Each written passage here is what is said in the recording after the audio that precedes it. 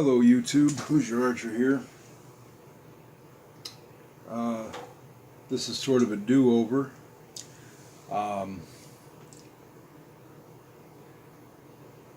In this regard, I made a Sunday Stump video, and then after I made it Sunday morning, and I watched it to make sure that the sound was appropriate and stuff like that. I had to run some errands and I had to help friends with things, and when I came back in the early afternoon and went to upload the video, I couldn't find it.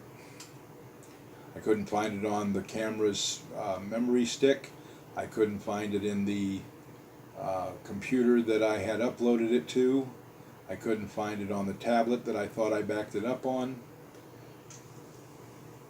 But anyway, so some of this video will cover some things that I did in my Sunday Stump. Some of this will cover what happened over the weekend. Saturday, Tack and Brenda had their 1,000 subscriber giveaway, and Just Plain Chuck, as he's going by now, he won. So Chuck, you got to tell me which one of these match safes with matches in it, Yuko stormproof matches, do you want?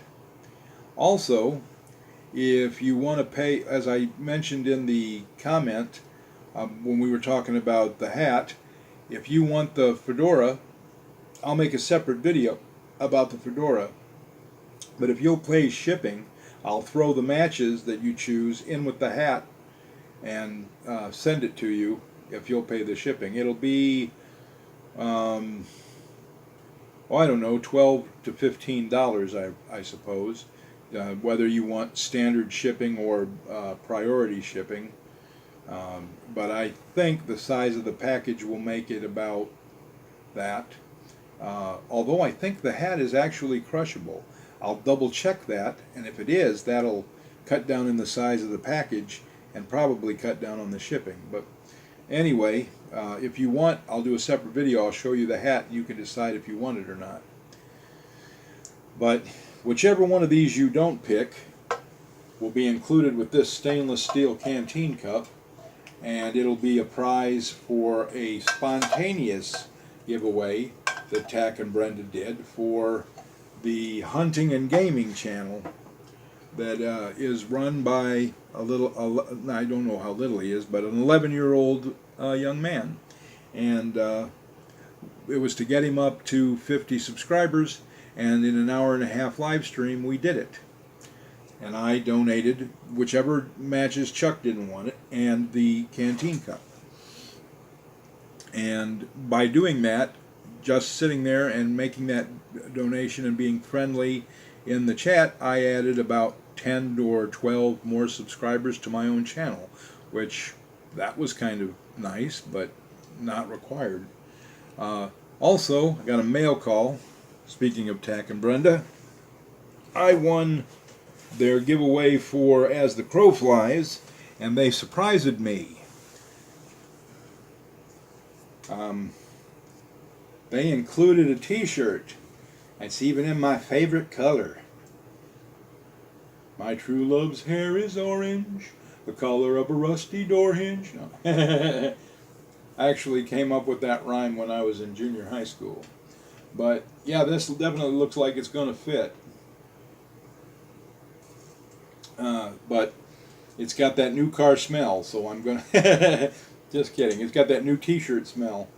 Not a completely unattractive smell, but I'll need to wash this, and I'll probably just give it a gentle wash in my field laundry thing with some camp suds, and then do a rinse, a rinse, a rinse, a rinse, a rinse until I get all the soap out. Then I'll hang it up to dry, and then you will see a video very soon with me wearing this. So thank you, and may all your outdoor adventures be a-okay. And I've been looking this over, and golly gee willikers, what was that? Something felt like something fell out of the book. Back up here. Oh, A four-leaf clover fell out of the book. Did you know that was in there? I didn't. Wow, a four-leaf clover was in the book.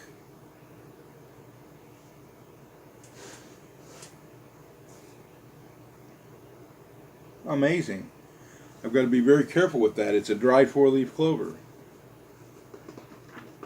I was just smelling the well-aged book smell. I'm a bibliophile, and I even like that very much. Ah, it's one of the most wonderful smells in the world.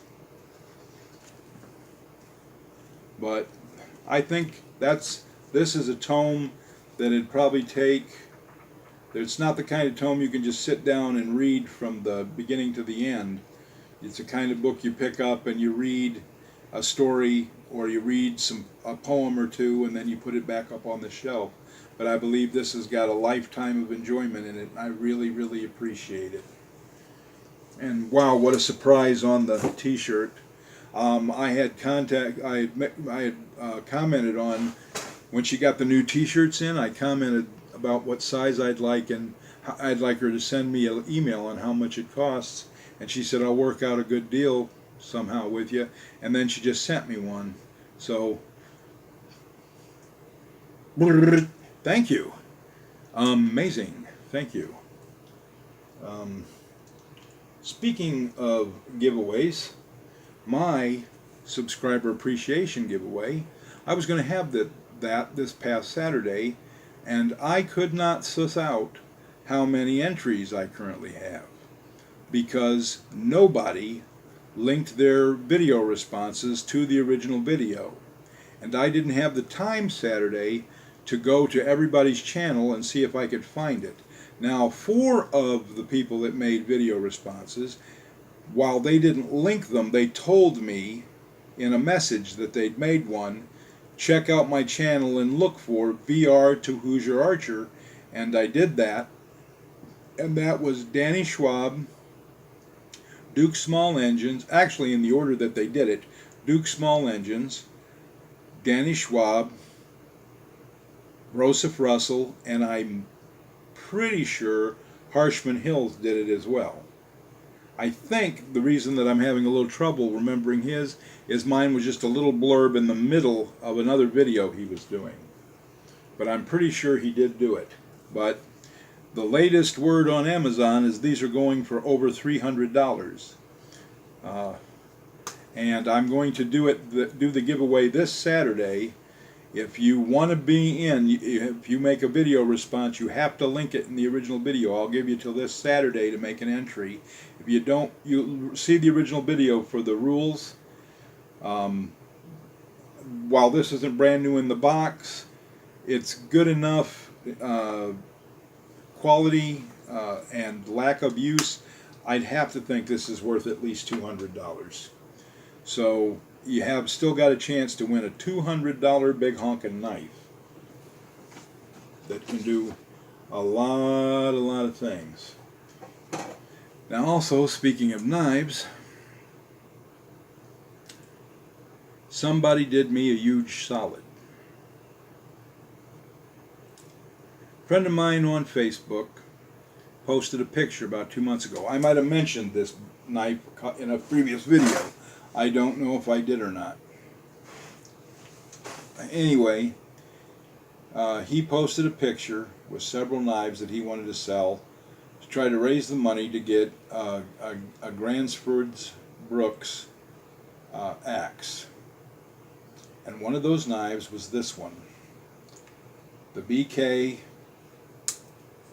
K-Bar BK2 Companion. I have wanted one of these knives for well over a decade and have just never been able to swing it. When I save up the money to get one, something usually comes up and I have to use the money for something else. Well, this guy's actually a friend of mine on Facebook, and I asked him how much he wanted for this knife, and when he told me, it was what I would consider a good price. I won't tell you exactly how much I paid for it, I'm not done paying for it because he did this, what I'm about to tell you. And I said, well, we've been talking, so you know that in the summer my job slows down and money's a little tight right now. I think I could swing sending you half now and then pay you installments a little each month till it was paid off. And he said, yeah, I'd be willing to do that. Let me think about it first. And then he said, yeah, we can do that. And I sent him via PayPal the first half of the money, thinking he'd wait until I completely paid it off to send to me. Well, when he got the first payment, I got this in the mail. And I was just flabbergasted. So what I'd kind of like to know, I know for a fact that this is a Generation 2. There's a couple of giveaways. The gap, if you see right there, the gap in the sheath at the mouth is wider in the Generation 2. And also I've taken the scales off and seen the skeletization of the handle. And that's the other sign that this is a Generation 2. Thirdly, I didn't know this till I got this knife, but the BK2 and the BK Bar Olean, New York, USA are no longer embossed in the blade, but are just silk screened onto the epoxy resin. So if I go through with my plans to strip this and force a patina, I'm going to lose that information. And I find that somewhat troublesome. Oh, quick shout out to Cull Craven. This is something I've done for decades, but he actually mentioned it in his video about his BK2. He says that a lot of people made comments that the factory sheath dulls the blade. He said there's a really easy fix for that. When you put the knife in, press the spine to the opposite edge of the sheath and then put the knife in the sheath, and then the edge won't contact the other side of the sheath and you won't mess it up. And I've done that for decades, but I never thought to share it. I'm going to do a shout out to Cull Craven for having the presence of mind to mention that in his video. I went, you know what I mean, not everybody does that? It's basically what I said when I saw it. But what would you recommend to strip this? Strip Ease or some other paint stripper? Sanding it off is not an option for me. I don't have any belt sanders. Also, if it was yours, would you do just the Wilson wrap that Chris Tanner, Prepared Minds 101, how he does his BKs? Or would you replace it with micarta or G10? Micarta and G10 run comparable prices, but they both have aspects that are equally attractive. I very much like the G10 scales that I have on some of the knives that I have them on, and I used to make micarta for knife makers, and I like the texture of micarta. It has a warm feeling, almost like wood, that other types of plastic don't have. And so, what would you do? Lastly, I got some really bad news yesterday. A friend of mine, a guy more than 20 years younger than me, a man with a wife and 2 small children,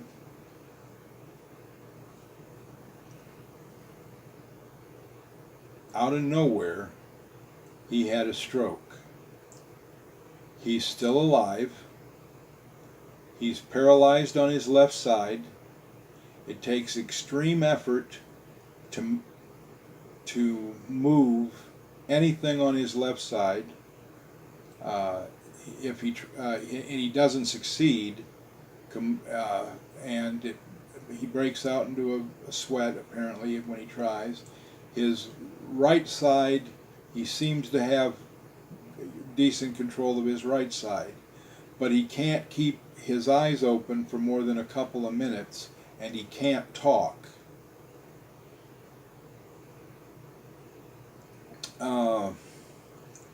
No, they don't even know if he's going to recover at all, let alone how long it's going to take. They've been very tight-lipped about everything. They weren't even sure until today that it was in fact a stroke. He had the stroke in his neck, not his brain, or not his head. They had to expand their search for it to find it. I need to help them raise some money because neither one of them can work currently, and neither one of them, you know, she can take time off work because of the Family Leave Act, but you don't get paid if you don't work on the Family Leave Act. He is on medical leave from work. He's not getting paid. They have 2 small children, one of them with special needs. He needs speech therapy and occupational therapy twice a week. They do have insurance, but she's has to drive all the way from Fordsville, Kentucky to Louisville. And tonight, she actually decided rather than drive all the way home, she got a hotel room for the night.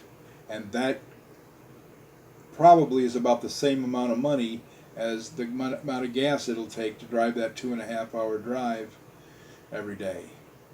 Well, tomorrow before I go to work, I'm going to look at getting a GoFundMe page, but I'm going to ask all my YouTube subscribers and friends to help, and this is how I'm going to do it.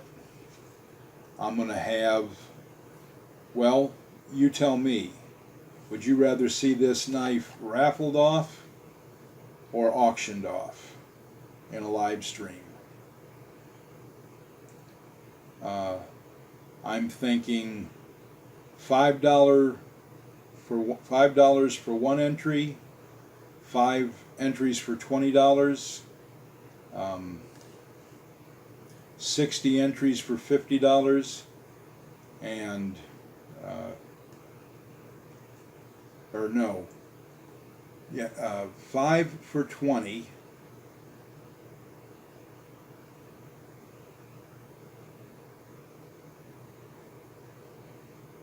10 for 40, 15 for 60, etc., up to $100, and for $100 you get, I believe, 80 entries if I do the raffle. This is a Hella. It is obviously a Puco. I was not able to find another blade that was this length. I believe it's 90 millimeters, maybe 91 millimeters in length, which is about 3.5 inches long. It is tri-lam. It's a very hard carbon core with 2 softer stainless steel layers on the outside, so it's got rust resistance, but it holds an edge remarkably well. The handle is custom made. It consists of walnut, Osage orange, Babinga, Cocobolo, and stabilized elk antler. And the leather sheath is custom made for the knife. So I think that the fairest way is a raffle, but the way that could probably make the most money, I don't know, would be an auction. But you tell me which way you'd like to see it done. I haven't even owned this knife long enough to make use of it, and it had never been, this was a brand new, the guy that offered this in the auction that I won it in. It was a charity auction for St. Jude Children's Hospital earlier this year. He made this knife specifically for the auction with a Hella blade blank. Maybe the reason that I can't find one on their catalog the same length is maybe that he profiled it custom and actually shortened it a little bit. I don't know. But it feels really nice in the hand with that grip, and it's crazy sharp.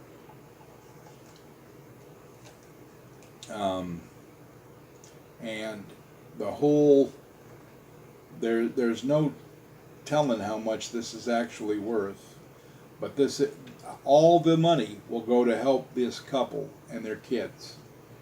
Keep food in their refrigerator, to keep gas in their car, and to pay for hotel rooms and any medical bill copays and things like that. If you want to do the raffle, I'll make another. Tell me which way you'd like to do it, and I'll make a video that will do the raffle or we'll do the auction. I'll do the auction in a live stream if I can do a live stream. Or if one of you has deep pockets and you just want to put a comment down below, I'll take the knife. What's your email, and we can make arrangements, and then you tell me a gobsmack price that you're willing to send for it, and we can do it that way too. I just want to try to get them some money to help in this situation, because it's what I can, besides praying, it's what I can do. Anyway, that's going to do it for this makeup video, this redo, this do-over, this taking care of business video. That's what I'm going to title it, Taking Care of Business. So, God bless, happy trails, and watch your top knot.